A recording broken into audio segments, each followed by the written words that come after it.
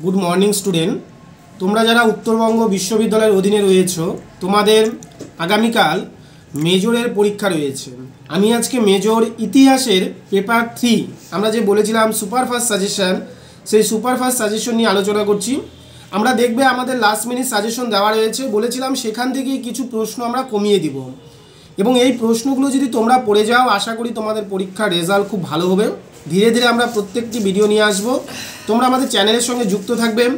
এখনও যাদের নোটসের প্রয়োজন রয়েছে, এই প্রশ্নগুলোর উত্তরের প্রয়োজন রয়েছে, তোমরা আমাদের দেওয়া নাম্বারগুলোতে যোগাযোগ অবশ্যই করতে পারো। তাহলে আজকে ভিডিও শুরু করছি। সবার প্রথমে আমি 12 নম্বরের প্রশ্ন নিয়ে আলোচনা করছি।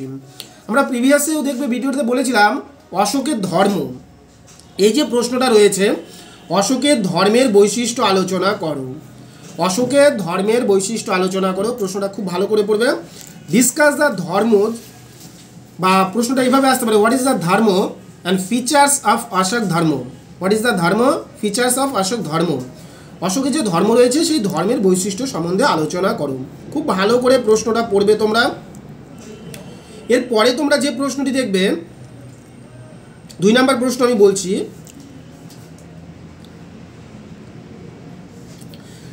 discuss the social and economics condition Maurya age. Discuss the social and economics condition of Maurya age. Maurya যুগের সামাজিক এবং অর্থনৈতিক অবস্থা আলোচনা করো। মৌর্য যুগের সামাজিক এবং অর্থনৈতিক অবস্থা আলোচনা করো। 3 নম্বর প্রশ্ন তোমরা মৌর্য যুগ থেকে দেখবে, যেটি সেটা হচ্ছে গিয়ে যে চন্দ্রগুপ্ত মৌর্য, চন্দ্রগুপ্ত মৌর্য যে রয়েছে তার কৃতিত্ব আলোচনা করো, বা তার যে অ্যাচিভমেন্ট ছিল সেই অ্যাচিভমেন্ট সম্বন্ধে আলোচনা করো। Discuss the achievement of Chandragupta Maurya empire builders. তো আমি এখানে 3টা প্রশ্ন বললাম মৌর্য সাম্রাজ্য থেকে। প্রথম প্রশ্ন ছিল অশোক ধর্মস, ফিচার্স অফ অশোক ধর্মস। সেকেন্ড কোশ্চেন ছিল social and economics condition of Maurya age. 3 নম্বর প্রশ্ন হিসাবে তোমরা যেটি দেখবে সেটা হচ্ছে গিয়ে যে চন্দ্রগুপ্ত মৌর্য, ঠিক আছে, চন্দ্রগুপ্ত মৌর্য যে রয়েছে তার অ্যাচিভমেন্ট। এই 3টা প্রশ্ন তোমরা মৌর্য সাম্রাজ্য থেকে দেখে যাও, আশা করি এখান থেকে তোমাদের একটি প্রশ্ন পড়বে। এবং সাথে তোমরা আরেকটি প্রশ্ন দেখবে, মৌর্য যুগের স্থাপত্য ভাস্কর্য সম্পর্কে আলোচনা করো। Art and architecture in Maurya age. Art and architecture Maurya age. এই 4টা প্রশ্ন তোমরা মৌর্য যুগ থেকে দেখে যাও, আশা করছি এখান থেকে 1টি বা 2টি প্রশ্ন তোমাদের পরীক্ষায় কমন পড়বে। এরপরে আমরা আর কি প্রশ্ন এখান থেকে পড়বো 12 নম্বরের জন্য। 12 নম্বরের জন্য তোমরা পড়বে আরও একটি প্রশ্ন আমি বলছি, যে কনিষ্ক। আমরা মৌর্য যুগের ইতিহাসে কনিষ্ক পড়েছিলাম, কনিষ্কর কৃতিত্ব আলোচনা করো, ঠিক আছে। কনিষ্কর কৃতিত্ব 5 নম্বর প্রশ্ন তোমরা দেখবে, কনিষ্কের কৃতিত্ব আলোচনা করো। 6 নম্বর প্রশ্ন হিসাবে তোমরা দেখবে সাতবাহন বংশের সাতকর্ণী, ঠিক আছে। সাতকর্ণীও তোমাদের কমন রয়েছে। 6 নম্বর প্রশ্ন সাতকর্ণী বললাম। তারপরে তোমরা দেখবে হচ্ছে মৌর্য যুগের অ্যাডমিনিস্ট্রেশন সিস্টেম, মৌর্য যুগের প্রশাসনিক অবস্থা। মৌর্য যুগের যে প্রশাসনিক অবস্থা রয়েছে সেই প্রশাসনিক অবস্থা তোমরা দেখবে। এবং লাস্ট প্রশ্ন আমি বলছি তোমাদের মৌর্য যুগের নগরায়ন প্রক্রিয়া, ঠিক আছে। Analyse the main factors behind the process of urbanisations of the Maurya period বা পোস্ট মৌর্য পিরিয়ড। আরবানাইজেশন বলতে আমরা বুঝি নগরায়ন, এই নগরায়নটা তোমরা দেখবে। তাহলে আমরা এখানে মেন সম্রাট হিসাবে কাদের কাদের দেখব, অবশ্যই অশোকের ধর্মটা আমরা পড়বো মৌর্য বংশ থেকে, অবশ্যই পড়তে হবে। সেকেন্ড আমরা পড়বো চন্দ্রগুপ্ত মৌর্য। 3 নম্বরে আমরা দেখলাম মৌর্য যুগ থেকে আমরা মৌর্য যুগের সামাজিক অর্থনৈতিক অবস্থাটা আমরা পড়বো। 4 নম্বর প্রশ্ন আমরা মৌর্য যুগের শিল্পকলা পড়বো। 5 নম্বর প্রশ্ন আমরা মৌর্য যুগের নগরায়ন পড়বো। 6 নম্বর প্রশ্ন আমরা মৌর্য যুগের প্রশাসনিক অ্যাডমিনিস্ট্রেশন সিস্টেম পড়বো। 7 নম্বর আমরা কনিষ্ককে পড়বো, কনিষ্কর যে কৃতিত্ব রয়েছে, অ্যাচিভমেন্ট রয়েছে সেটা পড়বো। এবং 8 নম্বর প্রশ্ন আমরা সাতকর্ণী পড়বো। এই যে 8টা প্রশ্ন আমি বললাম, এই 8টা প্রশ্ন থেকে তোমাদের আশা করছি 2টো প্রশ্ন পরীক্ষায় অবশ্যই থাকবে। খুব ভালো করে এই 8টা প্রশ্ন তোমরা দেখে যাবে। আমাদের এই নোটসগুলো ক্লাসে সবগুলো নোটস করানো হয়েছে, বা আমরা প্রায় 1.5 থেকে 2 মাস আগেই তোমাদের এগুলো সাজেশন দিয়ে দিয়েছিলাম। এরপরে আমি 6 নম্বরের কিছু প্রশ্ন বলছি, তোমরা লিখে নিতে পারো, বা এই প্রশ্নগুলো তোমরা অবশ্যই পরীক্ষার জন্য পড়ে যাবে। একটু ধৈর্য ধরবে তোমরা, কোশ্চেনগুলো একটু বের করে নিই। ফার্স্ট প্রশ্ন দেখো, মৌর্য যুগ থেকে আমি বলছি যেই প্রশ্নটা ঘুরে ফিরে আসে, যে মৌর্য সাম্রাজ্য পতনে অশোকের কতখানি দায়িত্ব ছিল। How far was Ashoka responsibility for the decline of Maurya empire. Maurya empire যে রয়েছে সেটা ডেক্লাইনের পিছনে অশোক কতখানি দায়ী ছিল। এখান থেকে এই প্রশ্নটা 6 হিসাবে তোমরা দেখবে। মৌর্য যুগ থেকে আরও একটি প্রশ্ন পরীক্ষায় আসে, গান্ধার স্কুল অফ আর্ট, মানে গান্ধার শিল্প, গান্ধার স্কুল অফ আর্ট তোমাদের 2 নম্বর প্রশ্ন হিসাবে দেখবে। ঠিক আছে, মৌর্য যুগের 3 নম্বর প্রশ্ন হিসাবে তোমরা দেখবে মৌর্য যুগ থেকে কৌটুল্যের রাষ্ট্র ব্যবস্থা, খুবই ইম্পর্টেন্ট প্রশ্ন এটি, কৌটুল্যের রাষ্ট্র ব্যবস্থা বা সপ্ত জাতি তত্ত্ব আলোচনা করো। তাহলে মৌর্য যুগ থেকে 3টা প্রশ্ন আমি বললাম, কি কি?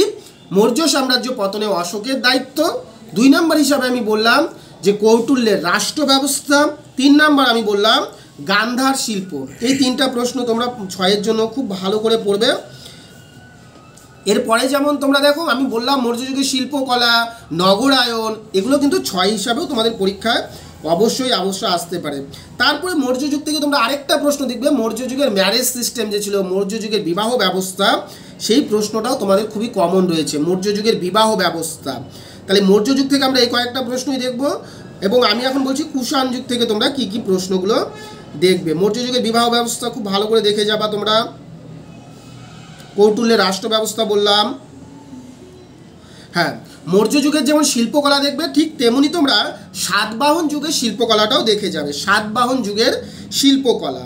তারপরে দেখবে তোমরা কুষাণ যুগের যে প্রশাসনিক ব্যবস্থা ছিল, অ্যাডমিনিস্ট্রেশন সিস্টেম, আমি 12তে বলেছিলাম মৌর্যদের অ্যাডমিনিস্ট্রেশন সিস্টেম, আমি 6-এ বললাম কুষাণদের অ্যাডমিনিস্ট্রেশন সিস্টেম, এই প্রশ্নটাও তোমরা দেখবে। ঠিক আছে, তারপরে দেখবে মৌর্য যুগে যে মহিলা রয়েছে তাদের অবস্থা কেমন ছিল, বা স্ত্রীধন কি, এই প্রশ্নটাও কমন রয়েছে। মৌর্য যুগের নারীদের অবস্থা, ভালো করে এই প্রশ্নটা পড়বেন।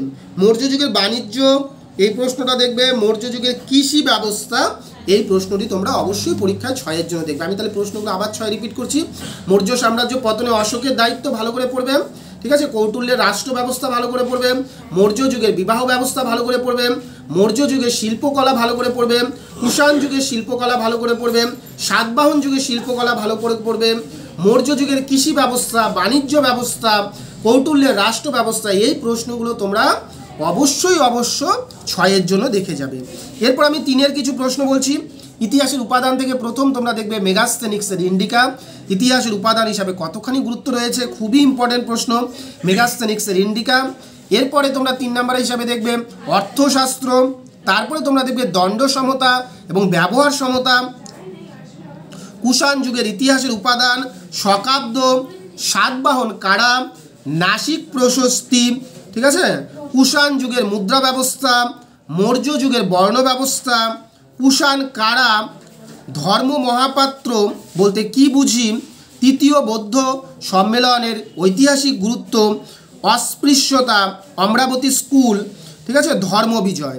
এই যে প্রশ্নগুলো বললাম 10 থেকে 11টা প্রশ্ন, তার মধ্যে মেগাস্থেনিক্স, অর্থশাস্ত্র, দণ্ড সমতা, ব্যবহার সমতা, বর্ণ ব্যবস্থা, নাসিক প্রশস্তি, মথুরা স্কুল, কুষাণ যুগের ইতিহাসের উপাদান, শকাব্দ, এই প্রশ্নগুলো তোমরা ভালো করে পরীক্ষায় দেখে যাও।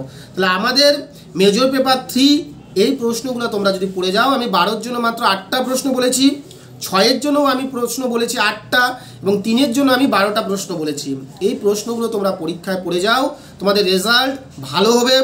এবং এর পরবর্তী আমরা যেই সাবজেক্টগুলো রয়েছে তোমাদের মেজর 4, 5, আমরা পরীক্ষার 12 ঘন্টা আগে তোমাদের সাজেশন অবশ্যই দিয়ে দিব।